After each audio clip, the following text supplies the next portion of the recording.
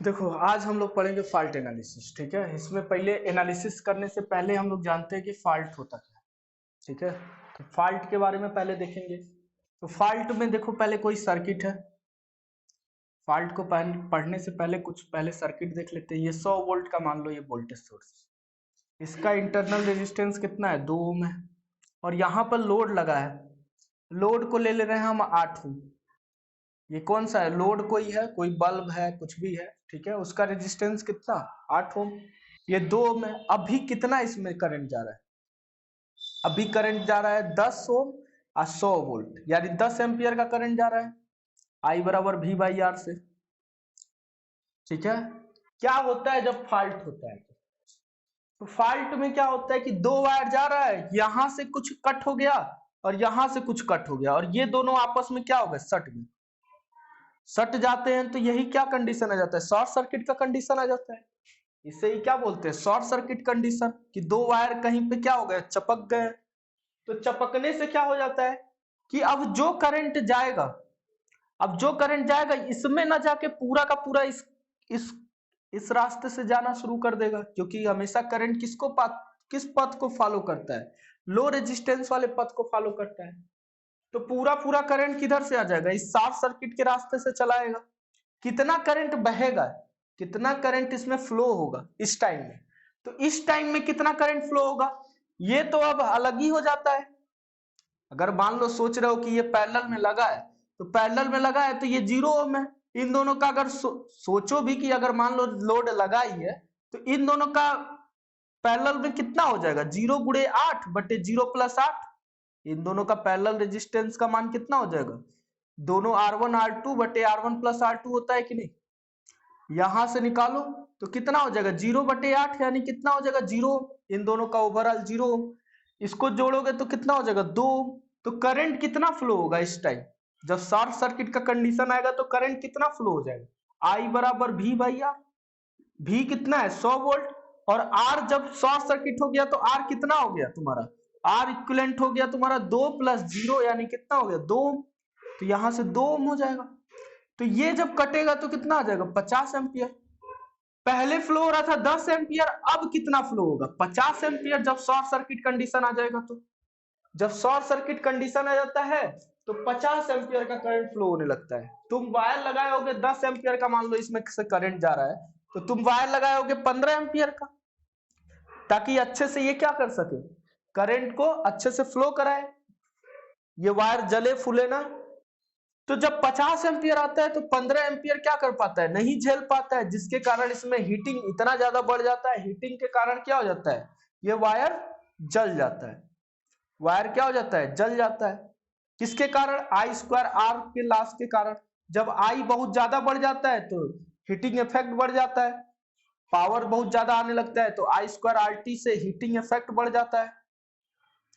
Heating से क्या हो जाता है, वायर हमारा जल जाता है। तो करंट एकाएक बढ़ना ही क्या कहलाता है, फॉल्ट कंडीशन कहलाता है। किसी भी सर्किट में एकाएक करंट का बहुत ज्यादा बढ़ जाना ही क्या कहलाता है, शॉर्ट सर्किट कंडीशन कहलाता है, या फिर फॉल्ट का कंडीशन कहलाता है। इतना बात समझ में आ गया कि नहीं। फॉल्ट क्या होता है या शॉर्ट सर्किट क्या होता है, कि जब किसी भी नेटवर्क में या किसी भी सर्किट में अचानक से बहुत ज्यादा करंट फ्लो होने लगता है, उसे ही क्या बोलते हैं, फॉल्ट कंडीशन बोलते हैं। अब इसको हम लोग दूर करते हैं अपने पावर सिस्टम में। इसी को दूर करने के लिए हम लोग बहुत सारे इक्विपमेंट लगाते हैं, जैसे सर्किट ब्रेकर, रिले। तो ये जानकारी रहना चाहिए ना, कि मान लो कभी शॉर्ट सर्किट हो गया तो कितना एम्पियर आ सकता है, कितना एम्पियर आ जाएगा जब मान लो कभी शॉर्ट सर्किट हुआ। तो उसके अकॉर्डिंग हम लोग क्या लगा देते हैं, यहाँ इक्विपमेंट, सेफ्टी इक्विपमेंट लगा देते हैं, जैसे रिले, सर्किट ब्रेकर, ताकि ये कभी ऐसा कभी कंडीशन आए तो रिले क्या कर दे, सर्किट ब्रेकर को ट्रिप करा दे, रिले सेंस करके उसको ट्रिप करा दे सर्किट ब्रेकर को। तो इसको ही पढ़ने को, इन्हीं को पढ़ने को, फॉल्ट के कंडीशन को पढ़ने को ही क्या बोलते हैं, फॉल्ट एनालिसिस बोलते हैं। पावर सिस्टम में ये किसका होता है, 3 फेज पर होता है। पावर सिस्टम हमेशा किस पे डिजाइन होता है, 3 फेज पे डिजाइन होता है मैक्सिमम। तो 3 फेज का ही हमें फॉल्ट एनालिसिस पढ़ना है। तो देखो क्या होता है 3 फेज फॉल्ट एनालिसिस में, ये बात समझ में आया। कि शॉर्ट सर्किट कंडीशन में एकाएक करंट का बहुत ज्यादा बढ़ जाना है क्या कहलाता है? फॉल्ट कंडीशन कहलाता है। कैसे बढ़ रहा है करंट? तो देखो यहाँ पर क्या हो गया, यहाँ पे मान लो दोनों सट गए एक दूसरे से, कहीं पे कटा था, मान लो वायर जा रहा था, वायर में यहाँ छिला था और यहाँ छिला था, और ये दोनों क्या हो गए, आपस में सट गए।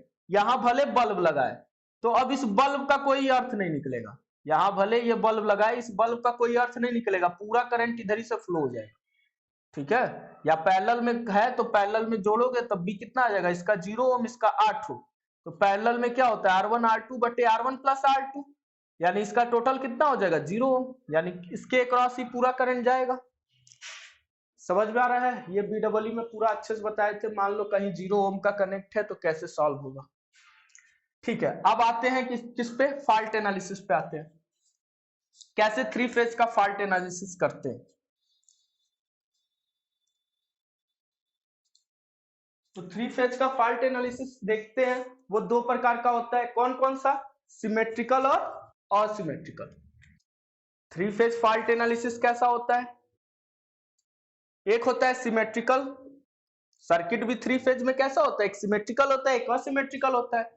तो उसी तरह फॉल्ट भी क्या होता है, एक सिमेट्रिकल फॉल्ट होता है और एक असिमेट्रिकल फॉल्ट होता है। अभी बताएंगे सिमेट्रिकल फॉल्ट किसे बोलते हैं, बहुत खतरनाक बताएंगे, उसको रट लिए हो तुम लोग क्या।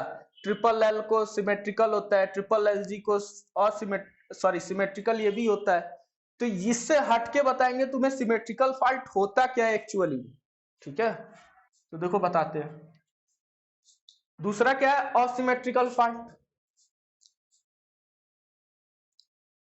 बहुत कुछ सीखने को मिलेगा, देखते रहो बस। देखो सिमेट्रिकल फॉल्ट क्या होता है। सिमेट्रिकल फॉल्ट मतलब होता है कि मान लो कोई 3 फेज का बिफोर फॉल्ट है, 3 फेज का कोई सर्किट है बिफोर फॉल्ट, मतलब फॉल्ट होने से पहले, अगर वो क्या है सिमेट्रिकली अरेंज है तो भी कोई दिक्कत नहीं है। सिमेट्रिकली ये अरेंज है, मान लो VRY भी लगा दिए, बड़ा लेटर ले लो VRY और ये कैपिटल। ठीक है, वोल्टेज का फेज डिफरेंस क्या है, सबका 120 डिग्री का है। ठीक है, तो ये क्या है, सिमेट्रिकल कंडीशन है। अब जब फॉल्ट होगा इसमें, तो फॉल्ट होने के बाद भी जब वोल्टेज 120 डिग्री के फेज में ही रहेगा तो इसको क्या बोलेंगे, सिमेट्रिकल फॉल्ट। नहीं समझे बात, 120 डिग्री का पहले से फेज डिफरेंस था तो ये तो सिमेट्रिकल कंडीशन था। अब फॉल्ट जैसे हुआ उसके बाद से भी वोल्टेज में, उसके बाद भी वोल्टेज में क्या है, जो फेज डिफरेंस है वो 120 डिग्री का ही है, लेकिन मैग्नीट्यूड क्या इसके बराबर ये होगा क्या, मैग्नीट्यूड नहीं, मैग्नीट्यूड बराबर नहीं है, लेकिन फेज डिफरेंस दोनों में क्या है, समान है। तो इसको बोलते हैं कौन सा फॉल्ट, सिमेट्रिकल फॉल्ट। ये क्या बोले हैं कि पहले से बिफोर फॉल्ट कोई हमारा सिस्टम था, वो क्या था, सिमेट्रिकली अरेंज था, उसके बाद से फॉल्ट होने के बाद से भी ये क्या रह गया, सिमेट्रिकल ही रह गया, लेकिन उसका मैग्नीट्यूड घट या बढ़ जाएगा। ठीक है, तो वोल्टेज हमेशा मान लो यहाँ 200 वोल्ट था VR फेज का, तो यहाँ हो सकता है 100 वोल्ट हो जाए, मैग्नीट्यूड चेंज हो जाएगा, लेकिन फेज डिफरेंस क्या होगा, समान ही रहेगा। अब देखो ऐसे ही करंट भी मान लो पहले से सिमेट्रिकली अरेंज है, IR IY IB 120 डिग्री पे क्या है, ये सब अरेंज है, लेकिन फॉल्ट होने के बाद से क्या होगा, इस R का मान मैग्नीट्यूड बढ़ जाएगा, लेकिन ये फेज डिफरेंस क्या रहेगा, समान ही रहेगा। तो ऐसे फॉल्ट को क्या बोलते हैं, सिमेट्रिकल फॉल्ट। इसका टाइप कौन कौन सा होता है, एक होता है ट्रिपल एल और एक होता है ट्रिपल LG। ठीक है, अभी ये भी बताएंगे क्या होता है ट्रिपल एल, ट्रिपल LG क्या होता है। असिमेट्रिकल फॉल्ट में देखो क्या होता है, असिमेट्रिकल फॉल्ट में देखो एक होता है बिफोर फॉल्ट, जब हमारा सर्किट पहले से है बिना फॉल्ट के, बिफोर फॉल्ट, और ये क्या है, आफ्टर फॉल्ट। मेन हमें इसे ही पढ़ना है, ये तो बच्चों वाला खेल होता है, सिमेट्रिकल फॉल्ट क्या है, बच्चों वाला खेल है, इसको ही पढ़ना है। तो बिफोर फॉल्ट क्या होता है, वोल्टेज क्या होता है, वोल्टेज 120 डिग्री पे क्या होते हैं, अरेंज होते हैं। ठीक है, अब फॉल्ट के बाद क्या होगा, जब फॉल्ट से पहले ये सिमेट्रिकली था, लेकिन फॉल्ट के बाद क्या होगा, इसका मैग्नीट्यूड के साथ साथ इसका फेज डिफरेंस भी क्या हो जाएगा, चेंज हो जाएगा। अब ये देखो असिमेट्रिकल फॉल्ट हुआ, इसमें जब फॉल्ट हुआ था तो ये सिमेट्रिकली अरेंज था, लेकिन इसका फॉल्ट होने के बाद मैग्नीट्यूड तो चेंज हुआ, उसके साथ साथ फेज डिफरेंस भी चेंज हो गया, तो इसको बोलते हैं असिमेट्रिकल फॉल्ट। ऐसे ही करंट भी I R, I Y, I B. अब जब इसमें भी फॉल्ट होगा तो क्या हो जाएगा, आई आर इधर हो जाएगा, आई वाई इधर हो जाएगा, और आई बी मान लो इधर हो गया। तो देखो ये भी क्या हो गया, ये इस कंडीशन को बोलते हैं जब फेज डिफरेंस में भी उसका चेंज हो जाता है, तो उसे बोलते हैं असिमेट्रिकल। ठीक है, सिमेट्रिकल फॉल्ट कब कहते हैं, जब किसी सिस्टम में वो पहले से सिमेट्रिकल होता है और फॉल्ट होने के बाद भी सिमेट्रिकल रह जाता है वो सिस्टम, तो वो क्या कहलाता है, सिमेट्रिकल फॉल्ट। और इसमें क्या है, सिस्टम पहले सिमेट्रिकली अरेंज था, लेकिन उसके बाद से क्या हो जाता है, उसका फेज डिफरेंस भी चेंज हो जाता है और उसके साथ साथ मैग्नीट्यूड भी चेंज हो जाता है, तो उसे बोलेंगे असिमेट्रिकल। अब आते हैं जो लोग पढ़ते हैं, ठीक है, कि असिमेट्रिकल फॉल्ट में क्या होता है, असिमेट्रिकल फॉल्ट में टाइप पढ़ते हैं, तो टाइप के बारे में पढ़ाते हैं। ये बात समझ में आया, सिमेट्रिकल फॉल्ट और असिमेट्रिकल फॉल्ट एक्चुअल में होता क्या है। फॉल्ट होने के बाद से इसका फेज डिफरेंस भी चेंज हो जाएगा, तो उसे बोलेंगे असिमेट्रिकल फॉल्ट। फॉल्ट होने के बाद से उसका फेज डिफरेंस तो बना रहेगा, सेम बना रहेगा, लेकिन मैग्नीट्यूड चेंज होगा, तो उसे बोलेंगे सिमेट्रिकल। अब देखो क्या होता है आगे। अब इसमें भी दो प्रकार के होते हैं, कौन सा, जो नाम लिख दिए हैं पहले ही।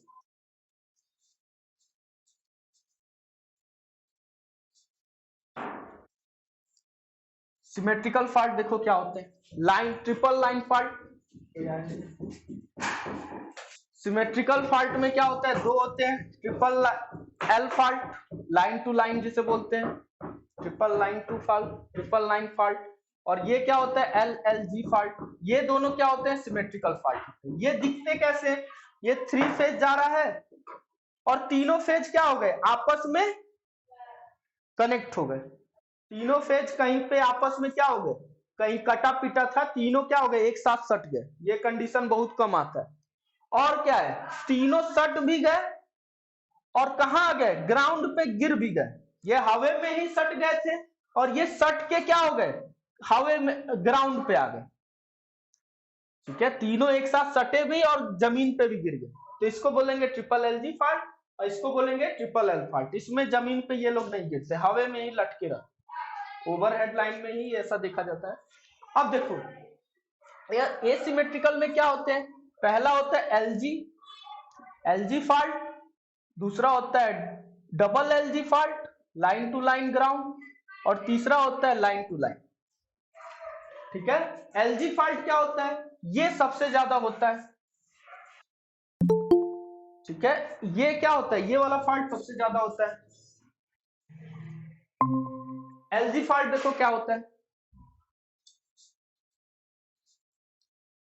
एक लाइन क्या होगा, एक लाइन टूट जाएगा बीच में से और वो कहां पे कनेक्ट हो जाएगा, वो जमीन पे आके कनेक्ट हो जाएगा। इसको बोलते हैं लाइन टू ग्राउंड फॉल्ट।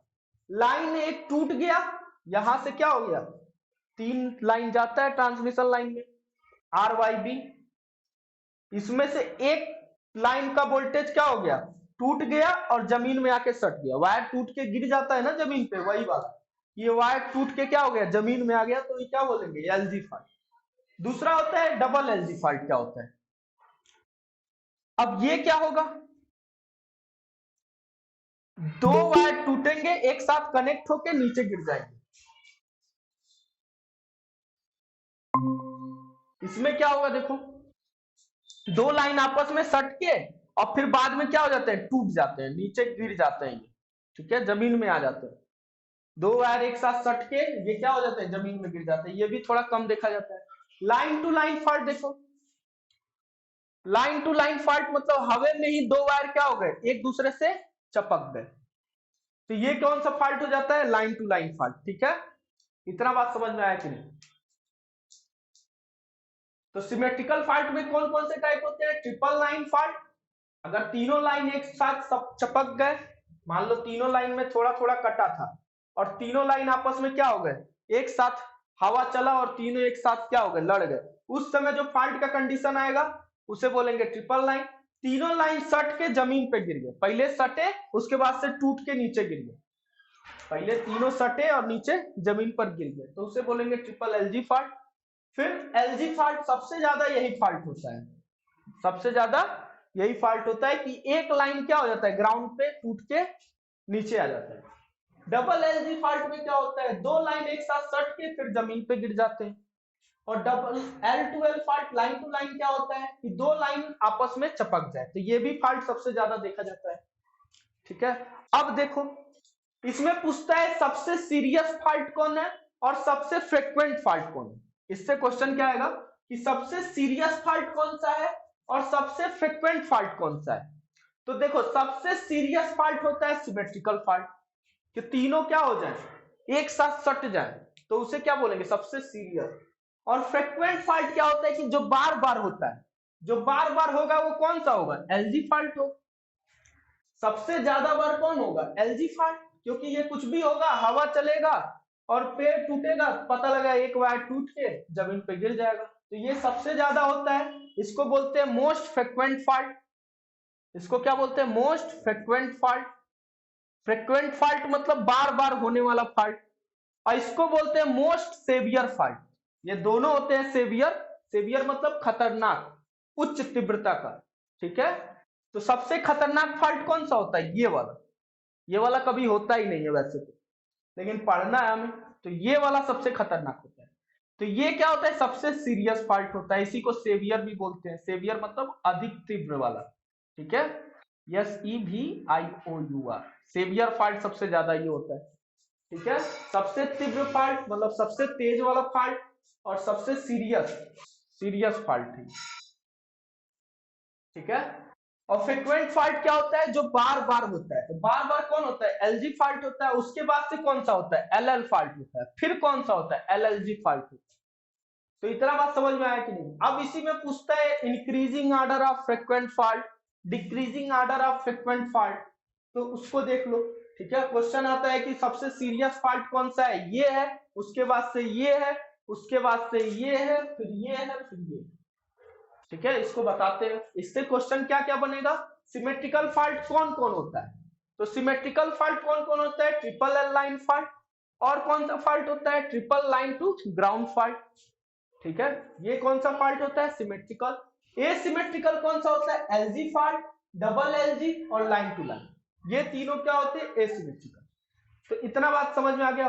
पूछता है मोस्ट फ्रीक्वेंट फॉल्ट, बार बार होने वाला फॉल्ट कौन सा है, एलजी फॉल्ट। फिर पूछता है सबसे सीरियस फॉल्ट कौन सा है, तो ट्रिपल एलजी फॉल्ट। तो इस पेज से तुमसे 3-4 क्वेश्चन पूछता है, 3-4 क्वेश्चन का मतलब कौन सा, कि एसिमेट्रिकल फॉल्ट कौन सा होता है। ठीक है, तो इनमें से नाम में से बता दोगे। फिर पूछेगा सिमेट्रिकल फॉल्ट कौन सा होता है, ये बता दोगे। फिर पूछेगा मोस्ट फ्रीक्वेंट फॉल्ट कौन सा होता है, तो ये बता दोगे। फिर मोस्ट सीरियस फॉल्ट कौन सा होता है, तो ये बता दोगे। अब आता है ऑर्डर से रिलेटेड, तो इतना बात तुम्हें फॉल्ट में क्या करना है, दिमाग में रखना है। 4-5 क्वेश्चन बनते हैं इससे, बस इसी पेज से तुम क्या कर लोगे, उस 5 क्वेश्चन को हैंडल कर लोगे।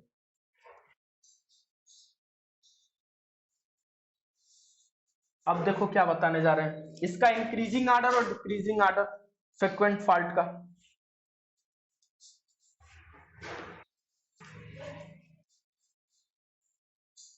देखो सबसे ज्यादा फ्रीक्वेंट फॉल्ट कौन सा होता है, डिक्रीजिंग ऑर्डर बता रहे हैं, एलजी फॉल्ट होता है।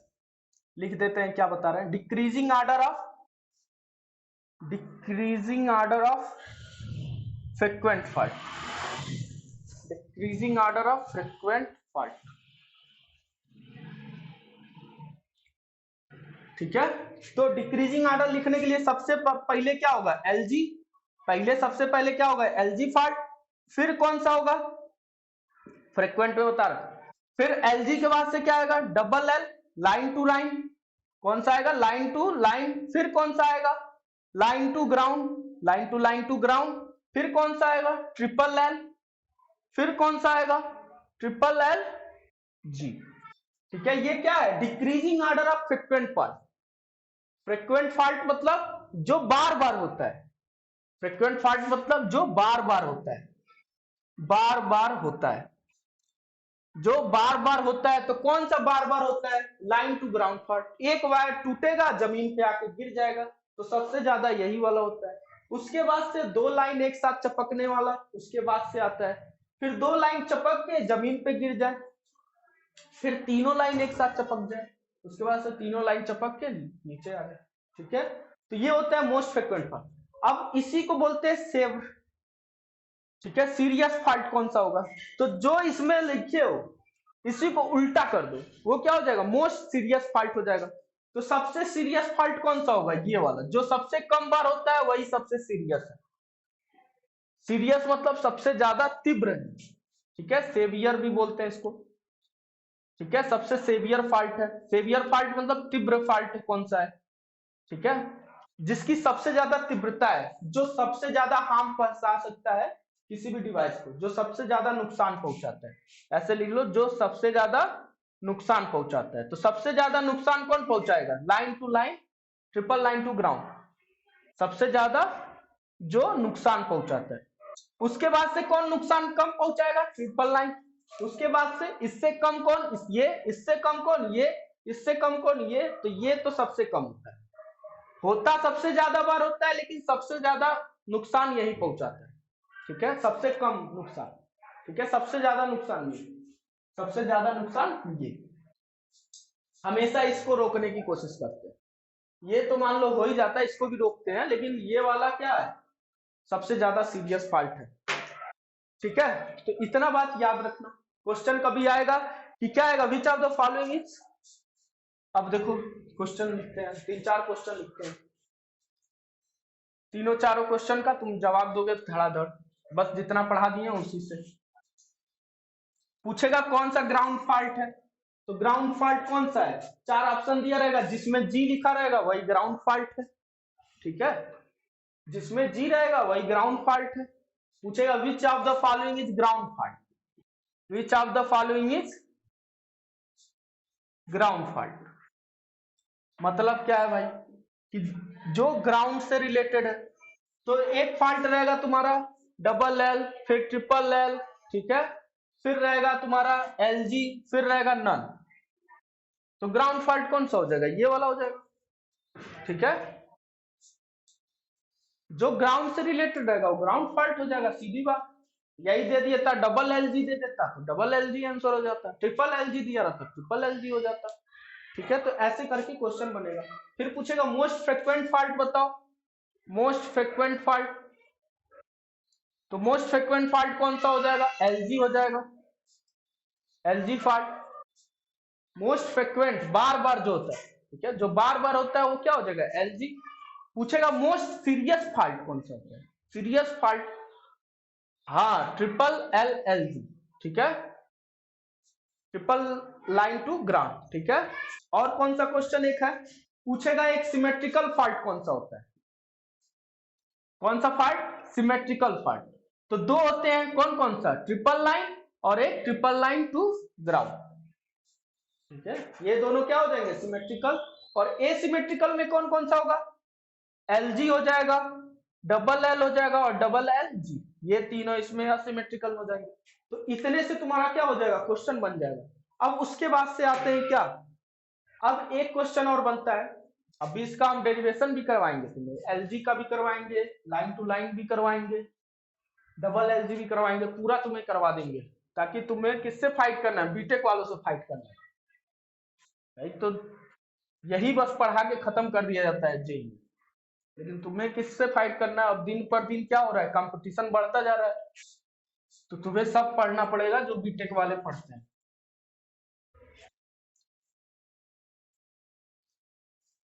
तो देखो अब क्या पढ़ने जा रहे हैं हम लोग।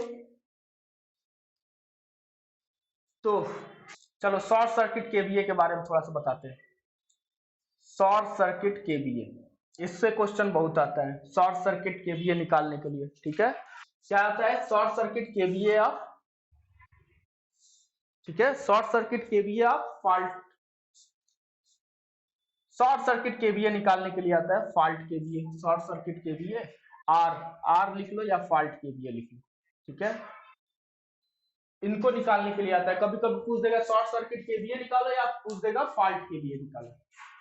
शॉर्ट सर्किट केवीए निकालो या फॉल्ट केवीए निकालो। तो देखो होता क्या है ये, ठीक है। तो शॉर्ट सर्किट केवीए निकालने के लिए कैसे निकालते हैं, ये मैं पहले ही बता रहा हूँ, ये बीच का टॉपिक है, लेकिन इससे बहुत क्वेश्चन आता है इसलिए बता रहा हूँ। आसान है, तुरंत समझ में आ जाएगा। शॉर्ट सर्किट केवीए क्या होता है, या इसी को फॉल्ट केवीए क्या होता है, रेटेड पावर जो दिया रहता है, रेटेड पावर गुणे 100 बटे में परसेंटेज इंपीडेंस, परसेंटेज इंपीडेंस, इतने पे ही तुम्हारा क्या आ जाएगा शॉर्ट सर्किट केवीए। हमेशा रेटेड पावर दिया रहता है, ठीक है, और तुम्हें क्या खोजना रहेगा, परसेंटेज इंपीडेंस खोजना रहेगा, ठीक है। तो क्या करना है, शॉर्ट सर्किट केवीए का फार्मूला क्या होता है, रेटेड पावर गुणे 100 बटे परसेंटेज इंपीडेंस, ठीक है। शॉर्ट सर्किट केवीए बराबर क्या होता है, रेटेड पावर गुणे 100 बटे परसेंटेज इंपीडेंस। इसी में पूछ देता है शॉर्ट सर्किट करंट बताओ, क्या पूछ देगा, शॉर्ट सर्किट करंट या फॉल्ट करंट बताओ। तो देखो शॉर्ट सर्किट करंट कुछ नहीं करना है, इसमें देखो क्या है, शॉर्ट सर्किट केवीए मतलब क्या, E into I S C, ठीक है। जो वोल्टेज लगा है वो E से डिनोट कर देना है, चलो V से डिनोट कर दो, कोई दिक्कत नहीं है। वोल्टेज गुणे करंट केवीए में निकालना है, तो यस बराबर क्या होता है, V इंटू आई, तो यही है। तो शॉर्ट सर्किट क्या है, तो V into I S C बराबर रेटेड पावर क्या हो जाएगा, रेटेड पावर यानी V इंटू आई, जो पावर है टोटल पावर, गुणे 100 बटे में परसेंटेज इंपीडेंस।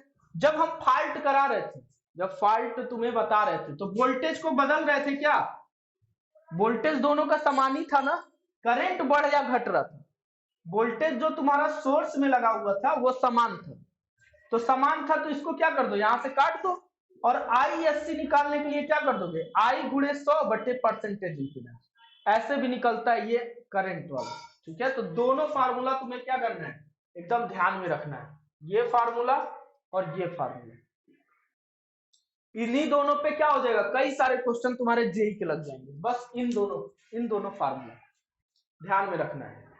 देखो क्वेश्चन कैसे लगता है उसको बताते हैं। देखो क्वेश्चन कैसे आएगा इस पे, ये दोनों फार्मूला क्या करना है तुम्हें ध्यान में रखना है कि शॉर्ट सर्किट केवीए निकालने के लिए क्या करते हैं, रेटेड पावर गुणे 100 बटे परसेंटेज इंपीडेंस। और कभी पूछ देगा शॉर्ट सर्किट करंट निकालो, बस दे देगा करंट दे देगा और परसेंटेज इंपीडेंस दे देगा, तो इससे निकाल लोगे। तो जैसे शॉर्ट सर्किट केवीए निकालते हैं वैसे ही शॉर्ट सर्किट करंट निकालते हैं, ठीक है। तो देखो क्वेश्चन कैसे आएगा इस पे क्वेश्चन कैसे आएगा तब ज्यादा क्लियर हो जाएगा। इस पे बहुत क्वेश्चन आता है, तो देखो इस पे क्वेश्चन क्या आएगा, 100 KVA, 100 KVA requirement has 5% impedance, requirement has 5% impedance,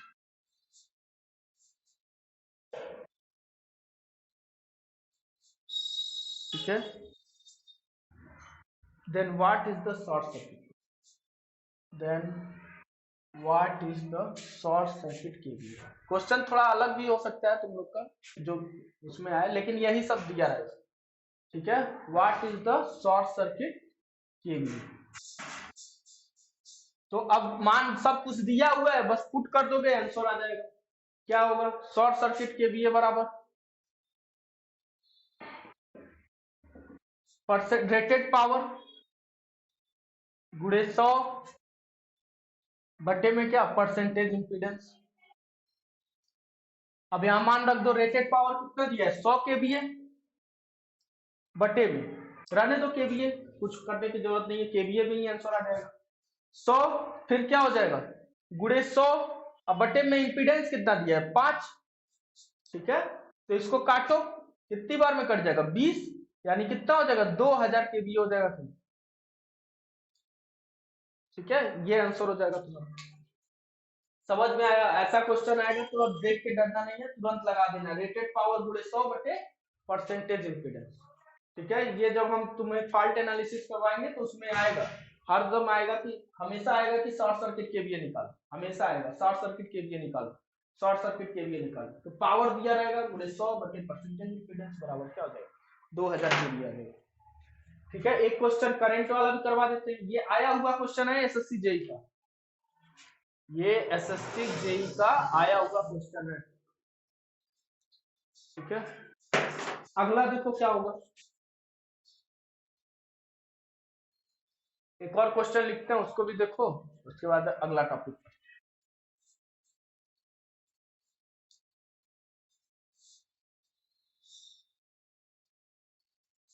एक क्वेश्चन और लिखो, क्या कह रहा है, what will be short circuit current, what will be short circuit current.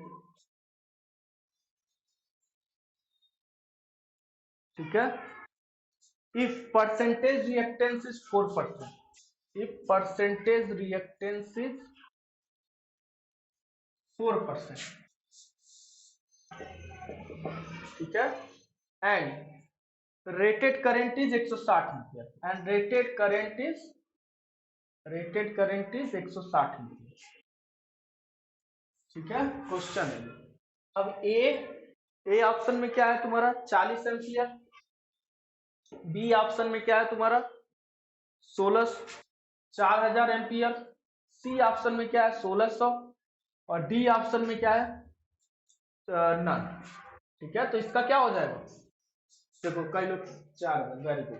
देखो कैसे 4000 होगा, आई एस सी बराबर क्या हो जाएगा, आई रेटेड गुणे 100 बटे में क्या परसेंटेज रिएक्टेंस या इंपीडेंस। ठीक है, इसी को इंपीडेंस लिख दो। अब यहां पर क्या हो जाएगा, आई रेटेड मतलब कितना 160 और गुणे 100 बटे में परसेंटेज इंपीडेंस मतलब क्या 4%, 4 से इसको काट दो, 4 चौको 16, 40 यानी कितना आ गया 4000 एम्पियर आ गया। ठीक है, तो यही आंसर हो गया 4000। तो ऐसा क्वेश्चन आएगा तो आप तुरंत कर लोगे, इसीलिए बीच का हिस्सा था लेकिन तुम्हें हम स्टार्टिंग में करा दिए ताकि तुम्हारा क्वेश्चन ना छूटे, नहीं तो पता लगा तो बीच में पढ़ रहे हो, पता लगा बीच वाला छूट गया तो ये भी चला गया, तो इसलिए इसको करा दिए पहले ही, क्योंकि इस पे क्वेश्चन आया हुआ है कई बार, तो ये ज्यादा इंपॉर्टेंट हो जाता है।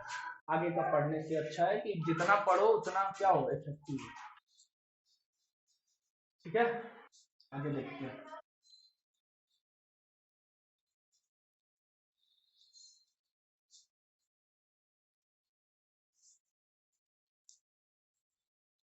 सबमिट हुआ,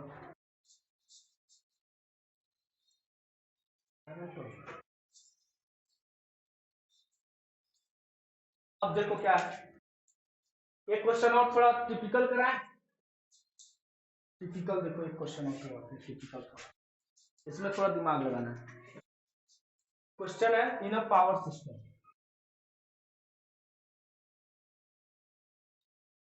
ये क्वेश्चन देखो, in a power system with negligible resistance, क्या दिया है विथ निग्लेजिबल रेजिस्टेंस, ये आया हुआ क्वेश्चन है एसएससी जेई का ही है, ये मत समझना बहुत हाई लेवल का, एसएससी जेई का क्वेश्चन है। ठीक है, लेकिन थोड़ा सा तुम्हें दिमाग लगाना होगा। निग्लेजिबल रेजिस्टेंस तुम्हें समझा देंगे क्वेश्चन, करना तुम्हें ये, the fault current at point, the fault current at point, the fault current at point, the fault current of point is 8 per unit, पहले कितना है 8 पर यूनिट है फॉल्ट, उसके बाद से कह रहा है कि the series resistance, the series resistance, a series resistance, ठीक है, a series resistance to be included, मतलब ये क्या करो सीरीज में एक रेजिस्टेंस इंक्लूड करो, to be included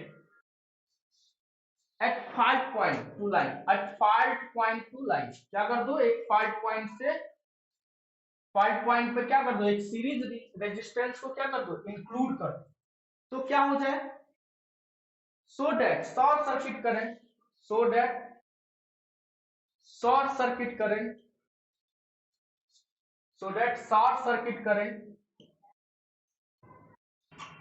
so that short circuit current become 5 per unit, become 5 per unit.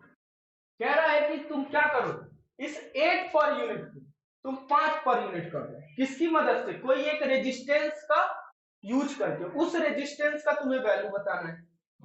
तो ऑप्शन दिया है कितना? ए ऑप्शन दिया है 3 पर यूनिट,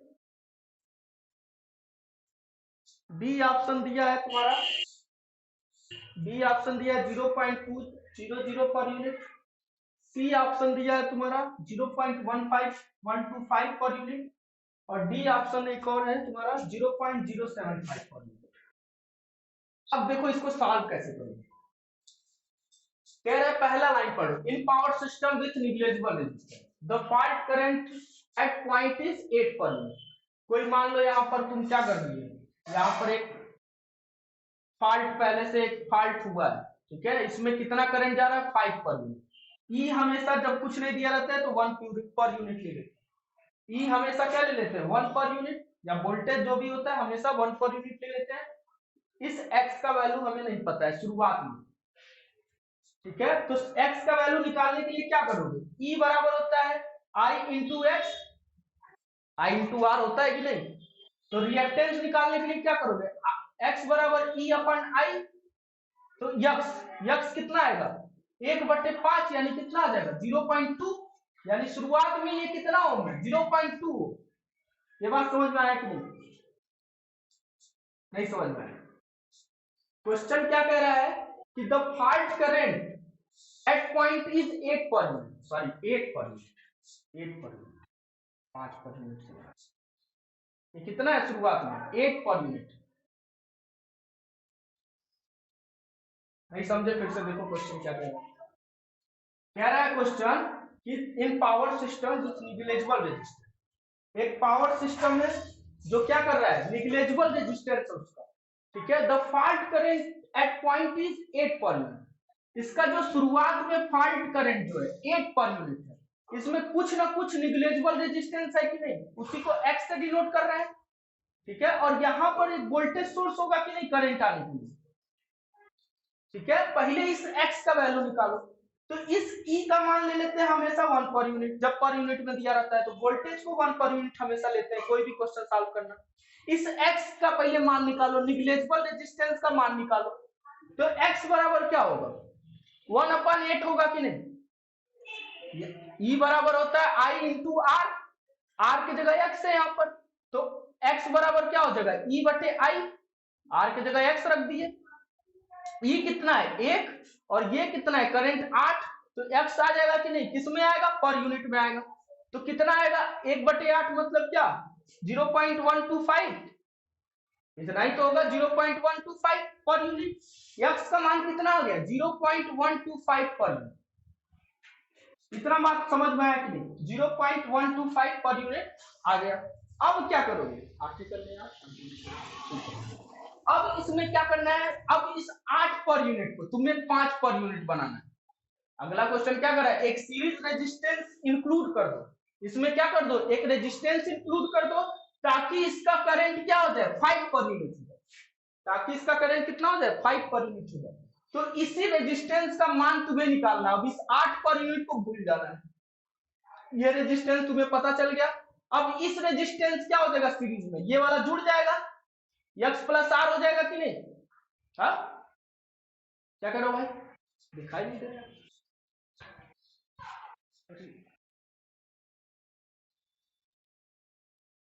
कब से हट गया यार? कब हटा है? चलो देखो, यहां तक क्या था?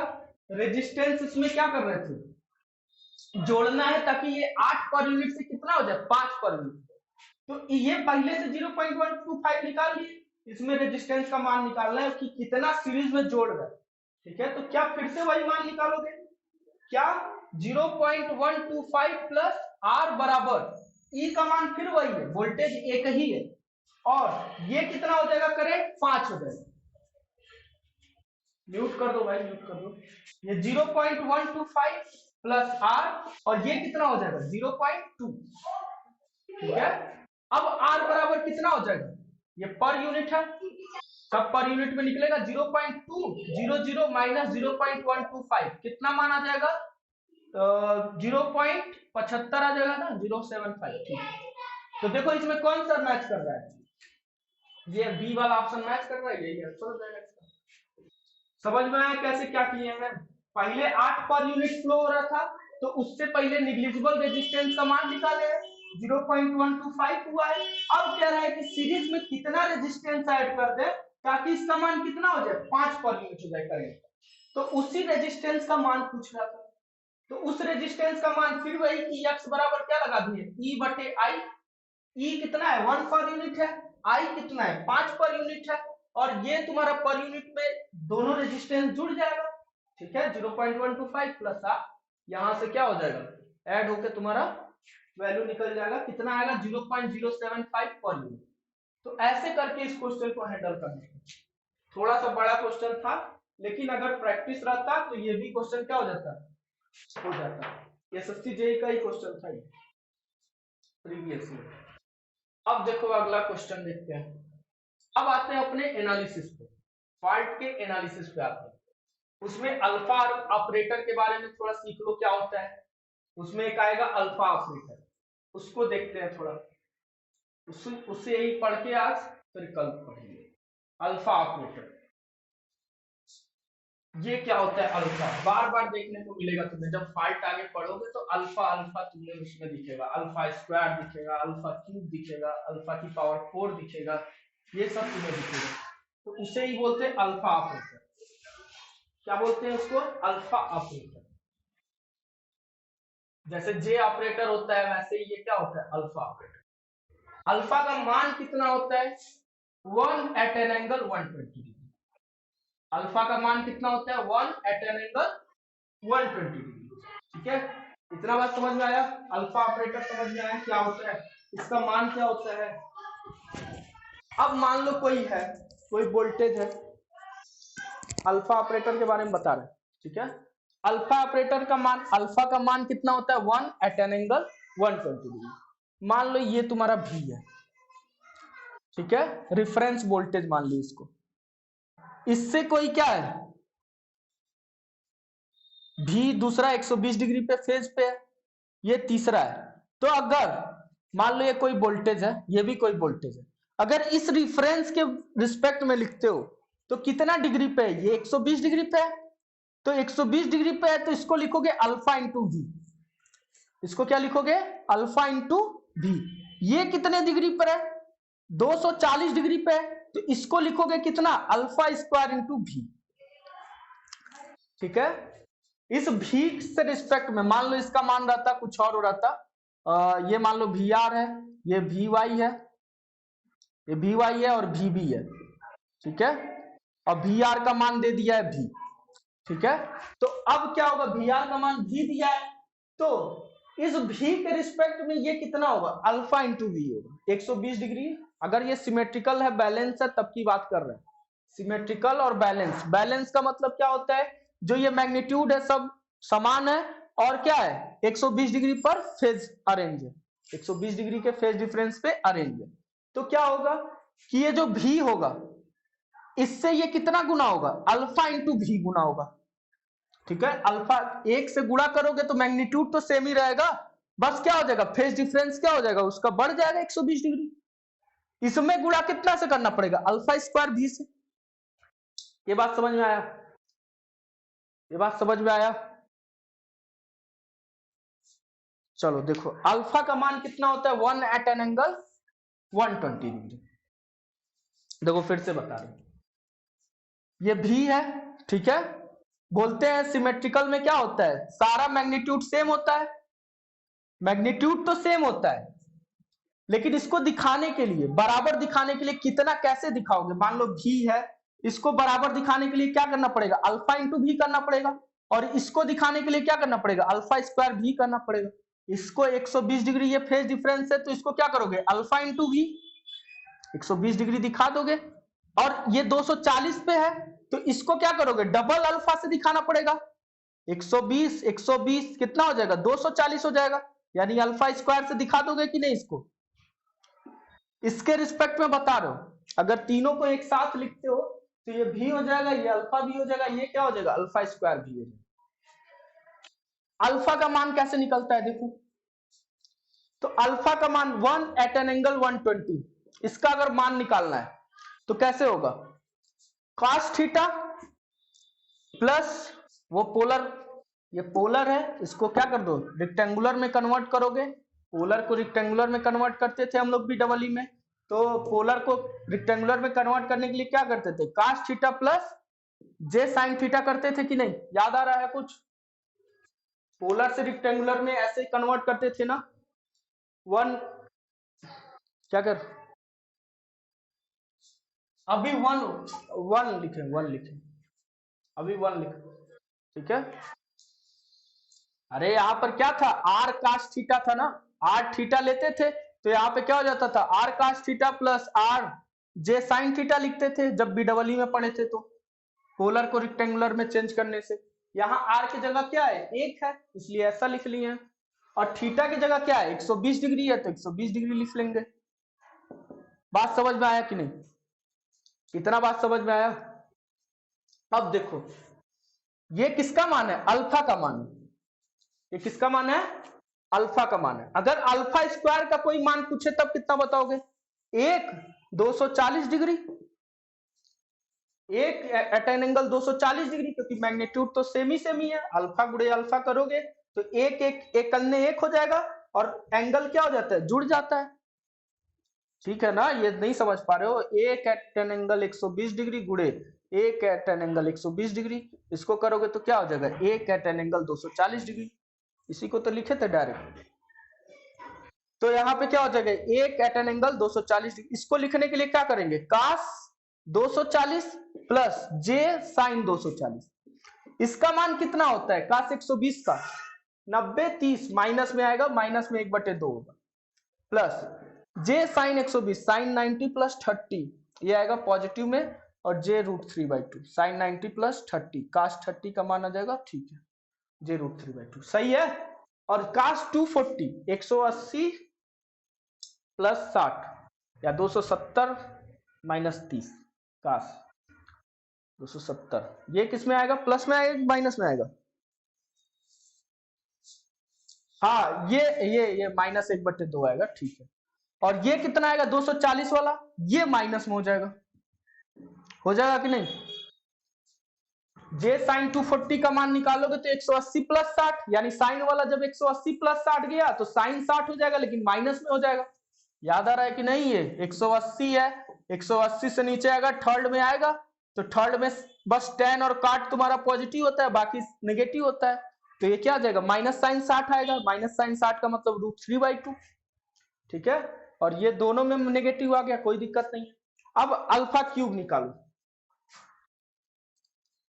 अल्फा क्यूब निकालोगे कोई मतलब नहीं निकलेगा, चलो देख लो, अल्फा क्यूब निकालोगे तो क्या होगा 1 एट एन एंगल 360, कितना हो जाएगा 1 cos 360 प्लस जे साइन 360, 360 का मान इसका 0 हो जाएगा, ये पूरा 0 हो गया, हो जाएगा कि नहीं साइन 360 का मान 360 प्लस 0 यानी साइन 0, ठीक है 0 हो गया, और ये कितना हो जाएगा 1 हो जाएगा। अल्फा क्यूब का मान कितना आता है 1, तो ये तीनों मान तुम्हें याद होना चाहिए, ठीक है। अल्फा का मान क्या होगा -1/2 जे √3/2, अल्फा स्क्वायर का मान -1/2 माइनस जे √3/2, अल्फा क्यूब का मान 1, ये तीनों मान तुम्हें क्या होना चाहिए एकदम रिमेंबर होना चाहिए, एकदम याद होना चाहिए। अब देखो क्वेश्चन इस पे कैसे पूछता है, इस पे भी क्वेश्चन पूछता है अल्फा ऑपरेटर पे, कहता है क्या इसका मान बताओ, alpha cube plus alpha square plus alpha cube का मान बताओ, एक तो ये क्वेश्चन पूछता है और दूसरा क्वेश्चन पूछता है 1 प्लस अल्फा स्क्वायर का मान बताओ, दोनों क्वेश्चन पूछता है, तो दोनों सेम ही है, दोनों सेम ही है। देखो अल्फा क्यूब का मान भी कितना हो जाएगा 1 हो जाएगा, अल्फा क्यूब का मान भी 1 हो जाएगा, तो ये और ये दोनों क्वेश्चन सेम ही है, लेकिन तुमको घुमा के कभी ये पूछेगा कभी ये पूछेगा। तो देखो अल्फा का मान रखो कितना हो जाएगा -1/2 जे √3/2, हाँ वो भी कर सकते हो, अभी ये कर लो डायरेक्टली, जब मान बगल में लिखा है तो कोई दिक्कत नहीं है। -1/2 -j√3/2 अब +1 बराबर क्या हो जाएगा, अभी बराबर ही निकालना हमें। तो ये j√3/2 खत्म, -1/2 -1/2 -1 और +1 यानी कितना आ जाएगा 0। ठीक है, इसको भी देखो 1 प्लस अल्फा का मान कितना है, अल्फा का मान है -1/2 प्लस j√3/2 और अल्फा स्क्वायर का मान कितना है, अल्फा स्क्वायर का मान कितना है -1/2 -j√3/2। यहां भी देखो j√3/2 खत्म, और यहां भी क्या हो जाएगा 1 - 1 बराबर 0। तो हमेशा याद रखना, ये हम डायरेक्टली भी बता सकते थे, लेकिन इसको सॉल्व करके याद करोगे तो हमेशा याद रहेगा। इसका मान क्या होता है 0 होता है। तो जब शॉर्ट सर्किट एनालिसिस करोगे तो ये क्या, जब 0 आएगा तो समझ जाना, मतलब ये पूछेगा इसका मान तो बता देना है क्या 0, इसका मान पूछेगा तो बता देना है क्या 0। म्यूट कर लो म्यूट। ठीक है, तो ऐसे करके इस पे क्वेश्चन आता है कि अल्फा का मान पूछ देगा, अल्फा स्क्वायर का मान पूछ देगा, अल्फा क्यूब का मान पूछ देगा, और 1 + अल्फा स्क्वायर ये इसका ट्रेंडिंग वाला क्वेश्चन है कि हमेशा पूछता रहता है। तो कैसे आया, तुम्हें दिख गया कैसे 0 आया। ठीक है, तो इस पे क्वेश्चन ये कर लेना। एक क्वेश्चन और बना देगा क्या, देखो उस क्वेश्चन को देख लो। अल्फा ऑपरेटर समझ में आया, अल्फा का मान कितना होता है 1 एट एन एंगल 120। जैसे जे 90 डिग्री का फेज डिफरेंस दिखाता है, वैसे अल्फा कितने डिग्री का दिखाता है 120 डिग्री का। जे कितने डिग्री का दिखाता है फेज डिफरेंस 90 डिग्री का, और अल्फा कितने डिग्री का 120 डिग्री का। ये बात ध्यान रखना। एक क्वेश्चन और दे देगा, 4 ऑप्शन दे देगा, उसमें एक ऑप्शन ये भी रहेगा, तो कहेगा कौन सा इसमें सही है, तो यही वाला सही रहेगा। अल्फा + अल्फा स्क्वायर बराबर -1, क्योंकि यहां से क्या भेज दोगे -1 चला जाएगा कि नहीं, तो यह है क्या। ठीक है, तो ये क्वेश्चन एक और आ जाता है यहां से। तो ये वाला तुम्हें 4 ऑप्शन दिया रहेगा, एक ऑप्शन में ये दिया रहेगा, उसको सॉल्व करना होगा। तो आज रहने देते हैं इतना ही, कल से आगे पढ़ते हैं अनसिमेट्रिकल फॉल्ट को। ठीक है, उसमें देखेंगे कैसे इसका यूज होता है अल्फा ऑपरेटर का। ठीक है, ठीक है।